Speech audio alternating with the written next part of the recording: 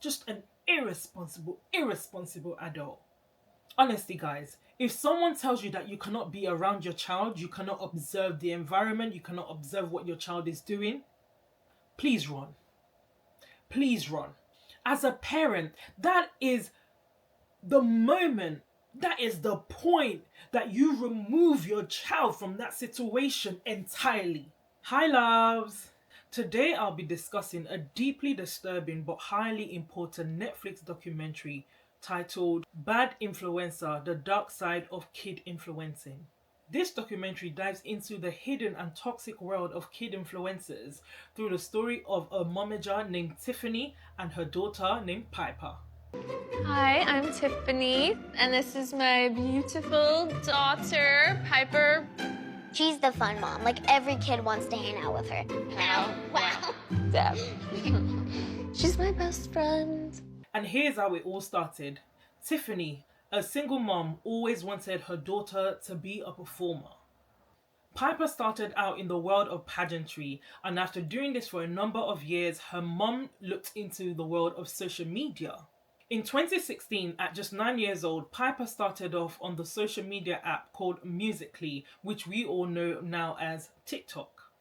Her YouTube video began innocently with her reviewing things like slime videos. Hey guys, it's Piper Rockelle. Today we are going to be making fluffy slime. In just 18 months, she grew her channel to over 1 million subscribers. Incredible, right? As Piper's channel exploded, Tiffany expanded Piper's circle by adding more kids to feature alongside Piper. Her aim was to create the Friend-style squad, and in 2018, the squad was formed. The squad was basically a group of young content creators who were collaborating and growing together. And guess what? The formula worked. The squad had viral videos, millions of views, brand partnerships. It was amazing for them, and Tiffany's plan worked. At their peak, they were some of the most famous 11-year-olds around the world. Piper is an entrepreneur, a singer, and a YouTube star. Piper even released a song titled Treat Yourself, which at the time of filming this video had over 39 million views. The kids were pulling in 6-figure monthly income through merch, tours, and partnerships. And here's where everything took a dark turn. Because behind the scenes, everything wasn't so innocent, though these kids were innocent. In the Netflix documentary, the kids narrated how they were filming 10 to 15 videos a day, and they would start shooting from about 11 a.m. to 2 a.m. with barely any sleep or breaks. One of the kids shared that she would sleep for a few hours, do school, and then start filming all over again, and they did this every single day. I can only imagine how tiring that becomes for the kids. It became less about fun and more about the numbers. As their numbers grew, Tiffany began forcing the children into uncomfortable situations. She saw that crush videos were trending and did really well, and as a result, she wanted the kids to film more crush videos in order to increase their views and keep their viewers engaged. And as a result, she was encouraging provocative posing and dressing the kids inappropriately in order to attract attention. Oh, I love this one. I like this one because it got a lot of likes. And I just have to say, why was my hair so short? What is that pose? How old are you? 11. Stop that. I think you were 10 in that picture. Maybe even 9. I was not 9. I don't even know what's shorter, your hair or your shorts. Okay. The kids, just aged 12 to 14, were being asked to behave and look far older than their age. In the documentary, one child heartbreakingly said, "They made us do things that no adult should ask a child to do." Another child shared how Tiffany would scream at them, emotionally manipulate them, and even assault them. The documentary reveals truly horrifying allegations, emotional, verbal, physical, and abuse. One of the squad members shared that after locking her door in order to prevent Tiffany from gaining access into her room, Tiffany will still manage to gain access into the room by using a coin to unlock the door. The trauma ran so deep that this young girl, till now, still sleeps with a sharp object by her bed. So sad. Corinne, one of the former members, said that she pitied her younger self and that she was targeted at her most vulnerable moments. Some of these kids said that this behavior that they experienced with Tiffany, they thought it was normal because they saw Tiffany do the same thing to Piper, which is absolutely heartbreaking. Tiffany went as far as instructing the squad's editors to alter the kids' image to make them look more adult-like so that their thumbnails will attract more viewers. She asked the editor to give the girls a bigger front, a bigger behind, and to make the boys look more muscular. That's just absurd. It's insane to want to portray young children, young boys and young girls like that. It's disgusting. It passes a negative image out there. And my fear at this point is the young people that will see these thumbnails and will then aspire for that body, which isn't even real. And these young people at this age, at the age of 12 to 14, 16, when young people are just growing, discovering themselves, discovering their body, they're very impressionable, and they see a girl with a bigger front, a bigger behind, or a boy that's more muscular, they start to desire these features which are not even real, which have been altered. It's sick. Her audience were kids and she wasn't even portraying these kids in real light. Just so sad. There are a lot of children who feel unhappy with their bodies, who are image conscious. And a lot of this comes from what they see on social media. A lot of this comes from what they see on YouTube. A lot of this comes from what they see their peers and these influencers, what they see their bodies looking like, and they aspire for that. But it's not even real. It's not even attainable. And they put themselves under these pressures. And this is how we get young people who are depressed. Some of them become so depressed. It makes them feel like they're unattractive because they do not have a bigger front and a bigger back or a certain type of body. And it can lead to them just feeling sad about themselves. And in some cases, leading to them having mental health difficulties and even worse things. Absolutely sad. Just an irresponsible adult. Let's move on. Guys, if you're enjoying this video, please click on the like button so that we can get the algorithm working and we can get more parents to see this. And also, guys, please subscribe. It actually goes a long way. Thank you. Let's get back into it. In the documentary, it was said that Tiffany manipulated both the children and the parents, turning them against each other. At one point, we actually saw that she managed to turn one of the squad members against his mom, to the point where the squad member, this particular squad member, did not want to have anything to do with his mom. He wasn't responding to her calls. He wasn't responding to her text. So she managed to get into their heads and really brainwashed some of these kids against their parents. Such a shame.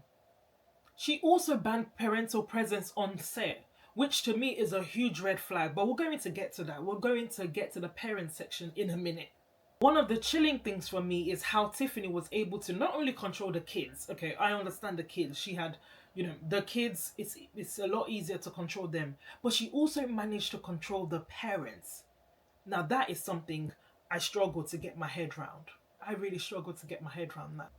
You might wonder where were the parents in all of this. I was wondering the same too whilst watching it. Let's dive into the parents and the role they played in all this. In the documentary, many of the parents admitted that they were naive and they simply wanted to support their children's dreams. In actual fact, one of the common goals that they all shared was that they really wanted their children to do well. They really wanted their children to make it in this industry. They all had that in common. Some didn't understand YouTube monetization and the darker side of fame. Some didn't. They trusted Tiffany until it was too late.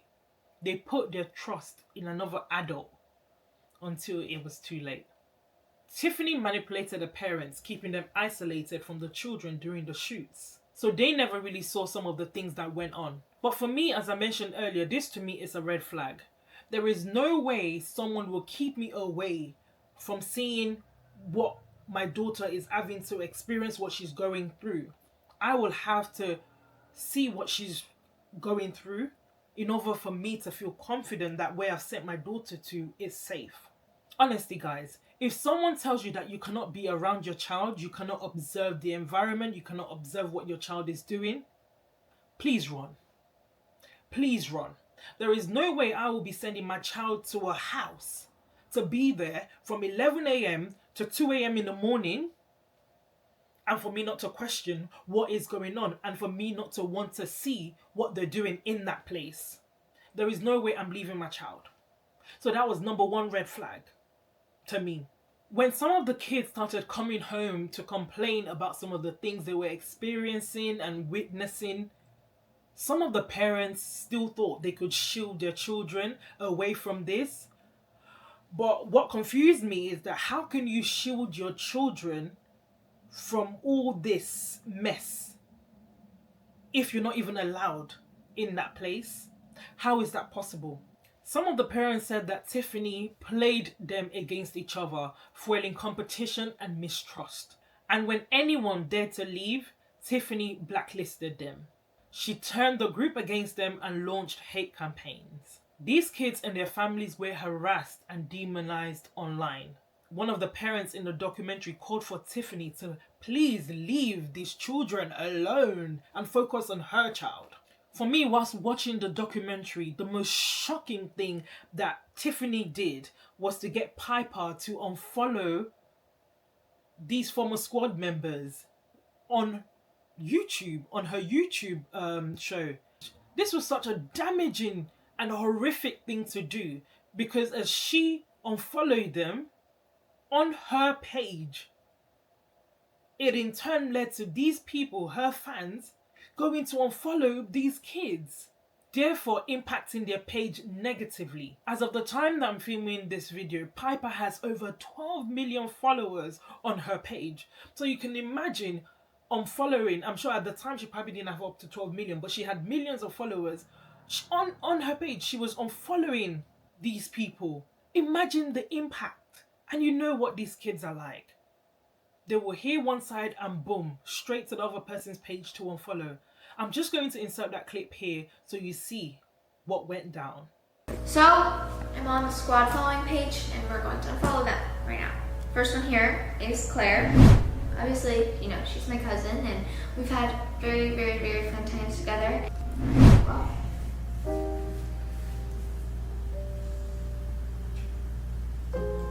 Claire was the first person. It impacted these kids' page to the point that it affected their revenue. They saw a massive decline in their revenue. One parent said that it felt like a cult. They felt trapped. They felt scared to leave, knowing that if they did, they would face severe consequences. Absolutely crazy. Another serious issue was that not all their audiences were children. Predators, adults were also subscribing to watch these kids. Grown men were watching these kids. One predator, a man who posed as a fan named Megan, was known to Tiffany to be a man. Instead of blocking him, Tiffany entertained his request, and he even sent them really expensive gifts like Gucci bags, laptops, cameras. As if that wasn't worse enough. Shockingly, at one point, Tiffany sent her daughter's underwear, Piper's underwear, to this man. One of the other moms found out about this, and when she confronted Tiffany, she was dismissed and she was told to stop being so dramatic. That speaks volume about Tiffany's character. It was all about the money and the material things for her. A statement that did not sit very well with me was Sophie's mom, who said that at one point, the weirdness seemed normal. Huh? How can weirdness seem normal to you? I found that statement truly disturbing. How can something so abnormal, especially when it involves your child, ever become normal? As a parent, that is the moment, that is the point that you remove your child from that situation entirely. You do not accept it. You remove them before it destroys their innocence and their mental well-being. You remove them. You just don't accept it. As for the parents that say that they didn't know, okay, I do understand that at first, they might not have been fully aware of the dangers. But let's be honest, red flags started appearing along the way. I do believe that their desire to see their children succeed and the lure of money clouded their judgment. I do believe that. Absolutely. It really made them turn a blind eye. Admitting that the weirdness became normal is not okay. That's crazy. It means you were fully aware of the weirdness and you decided to accept it because you were happy that your child was getting the fame or the exposure, and you were happy with the money. You were happy with something. Parents should never put their children in situations where they can be exploited or harmed. This is a wake-up call for all parents to stay vigilant. If you're in an environment where you do not have full access to your kids or visibility over what's happening to them, you need to be extra cautious. Sadly, in this case, the parents ended up prioritizing their children's success over their children's safety. One thing about me, it's very important for me to protect my child. I really don't want them to be going to places that I do not have some form of confidence in their safety. Even things like sleepover. My daughter asked me about sleepover, and the answer is a straight no. Even if I know the parents, even if I can trust the parents, but you never really know who else is lurking around in that house. I remember growing up, my parents never allowed me to a sleepover, never. And I really felt like I was missing out because all my friends would always go to a sleepover and I would be the only one left out. And now that I'm older, I'm just so thankful that they didn't. They could see things that I couldn't see. They knew things that I did not know. You know, from where I come from, there is a saying that they say that what an adult can see seated down, a child can never see it standing up. A child can never see that far. I just had an innocent mind thinking, it's just a sleepover, let me go. But my parents could see so many things. Their mind has just gone 1,000 miles. Likewise, when my daughter's asking me now, the answer is no. Because I know we live in a dangerous world. I know myself. I know what I'm capable of. But I never know what someone else is capable of. So I'm not going to expose my child. I'm not going to allow my child to... I'm not going to put my child in the way of danger. I'm not. And so these parents, like I said earlier, they prioritize their children's success over their children's safety. What a shame, as some of those children are still traumatized by this experience. In 2022, the 11 ex-squad members bravely filed a civil lawsuit against Tiffany and her boyfriend, Hunter, who was the person who filmed their videos and edited it. They filed a civil lawsuit against the both of them. The charges, this was physical, emotional, verbal, abuse and financial exploitation. And the parents' major concern was that even after leaving Tiffany's grip, there was a drastic drop in their children's income. These poor kids were left with trauma, a ruined reputation and a stolen childhood. So sad. This whole situation is just heartbreaking. What should have been a fun, innocent experience turned into a traumatizing chapter in these kids' lives. Many of them left the industry, some gave up acting, and some even stepped away from YouTube. The sad reality is that for many kid influencers out there, this isn't just something they do as a hobby. This isn't something that they do just for fun. Unfortunately, it's a full-time job. And in some cases, it's the family's only source of income. Imagine that kind of pressure on the children. Piper, for example, was worried about paying the mortgage and spending 20k on cat's food. Imagine that burden on such young minds. The responsibility of providing for the family was unfairly placed on these young shoulders. It's adults' responsibility to provide for the family. You decided to have these children, so it's your responsibility to take care of them and not for you to burden them with them taking on jobs in order for them to look after the family. It doesn't work like that. It's not that way around. It's the other way around. Parents look after children. Parents provide for children. I believe that the major issue here is the business model of these social media platforms. The financial rewards were too tempting. At her peak, Piper was earning between $300,000 and $500,000 a month. And yet there are no real labor protections for kid influencers. No regulations to safeguard them. Lawmakers, many of whom are in their 70s, 80s, and who are out of touch with the digital world, still see this whole social media as a joke. I'll insert a quick clip here as proof of the way our lawmakers see social media. You have convinced over 2 billion people to give up all of their personal information, every bit of it, in exchange for getting to see what their high school friends had for dinner Saturday night. That's pretty much your business model, isn't it? It's not how I would characterize it. And we give people the ability to connect with the people they care about. Yep. It's a joke to them. Until we recognize influencing as a legitimate job, these kids will remain vulnerable and they will continue to be exploited.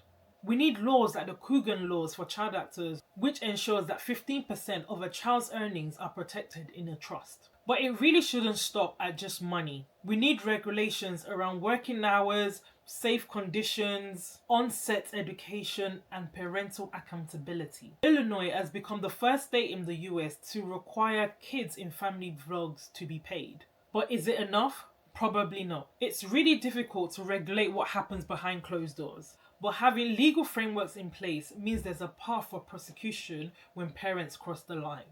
More than anything, we as viewers need to be educated. We cannot afford to consume this content blindly anymore. We need to recognize the potential harm being done behind the scenes. After watching this documentary, I will never look at these videos the same way. I see my kids watching these kids on YouTube. There's so many of these squads out there. I could name a few. And after watching this documentary, these questions just run through my mind. What are the conditions these kids are working in? Are they overworked? Are they safe? And it's important that we ask these questions when we are consuming it or when we see our kids consuming it. Ultimately, I'm actually glad that these parents spoke out. They've exposed the dark side of kid influencing. I didn't know that all this happened behind the scenes. And it's got me thinking, and I hope it gets you thinking as well. And hopefully it will prevent more children from suffering the same fate, and it will make parents ask the right questions. Sadly, even with the lawsuit, which was settled in 2024 for $1.85 million, this was to be split amongst 11 of the plaintiffs. Tiffany continues. She has a new squad of kids because there will always be kids who are desperate for fame, therefore making them easy targets for exploitation. Anyways, loves, this story is devastating. It's horrible. It's horrendous. It's a chilling reminder of how childhood can be stolen in the chase for fame and fortune. As parents and caregivers, we have a responsibility to fiercely protect our children's innocence and well-being. Please, let's be vigilant. Let's learn from this and never ignore the red flags. If something feels wrong, it probably is. Let's protect our babies at all costs because they are our babies. It's our responsibility to do so. Loves, this is heavy, but it's a conversation that we just needed to have. Not all that glitters is gold. What are your thoughts on child influencers? Should there be stricter laws? Please share your thoughts below. Let's keep this dialogue going. And if this opened your eyes, please share it to raise awareness. We have to protect our children always. And that's it from me, loves. Please like, comment, and subscribe if you haven't done so yet. And that's it from me. Bye.